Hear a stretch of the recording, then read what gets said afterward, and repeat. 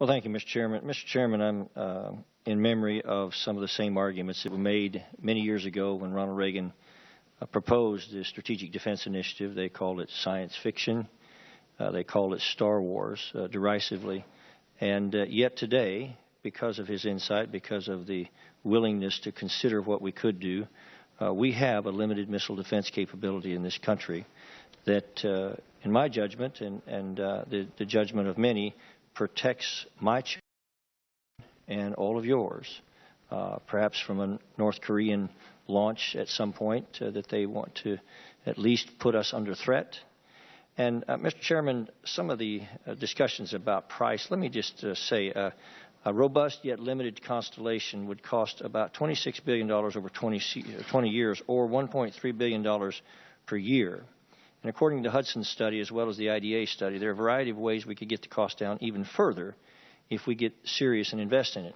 And this also should be noted that this is a plan for research and a space test bed, not to actually build the system at this time. And it's always wise for us to consider looking ahead. And finally, before I give a little clearer picture of this, Mr. Chairman, I don't think there's anything in this amendment that directly conflicts with Admiral Searing's perspective. We don't know what we can and can't do, and this is a means of ascertaining it, or at least trying to find greater insight into it.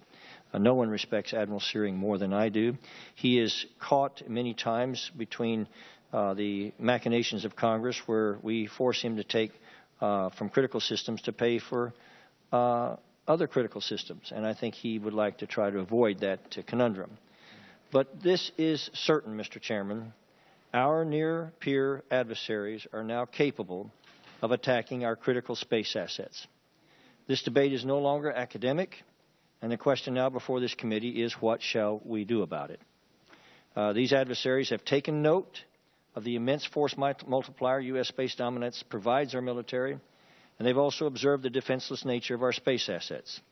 If we are to abandon the commanding heights of future battlefields without a fight, it will be our military who suffers the consequences as they find themselves cut off and fighting blind in an austere environment far from home. China has clearly demonstrated an operational direct ascent satellite missile capability and proven that it can reach from geosynchronous orbit to low orbit, Earth orbit. Russia's also tested a direct ascent ASAT, and North Korea and Iran have both launched satellites into orbit. In fact, Iran just tested their Samor space launch vehicle earlier this week. The threat is outpacing our technology.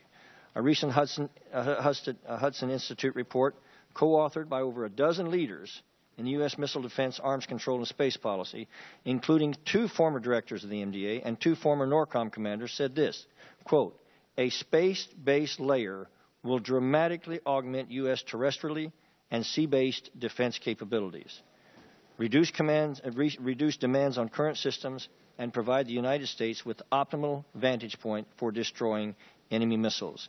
Most significantly, a space-based layer provides the ability to destroy many missiles during their boost phase while the missile is still over enemy territory." Mr. Chairman, there are no treaties prohibiting space-based interceptors, and concerns about debris are overstated. Enemy missiles destroyed in boost phase cannot produce long-lived orbital debris. Russia and China are signaling their strategy. They're working to assault our space assets and exploiting the gaps in our missile defense network. Iran and North Korea, though less advanced, are much less predictable and continue to work feverishly to enhance their ballistic missile capabilities. If we wait for the threat to mature and materialize, the cost to rapidly develop an ability to counter it will grow exponentially. This amendment will lay the groundwork for future space-based layer of our missile defense. In the face of growing threats proposed by unstable actors and increasingly belligerent great powers, Mr. Chairman, it's our duty to oppose them on every front, and now, sir, that includes space.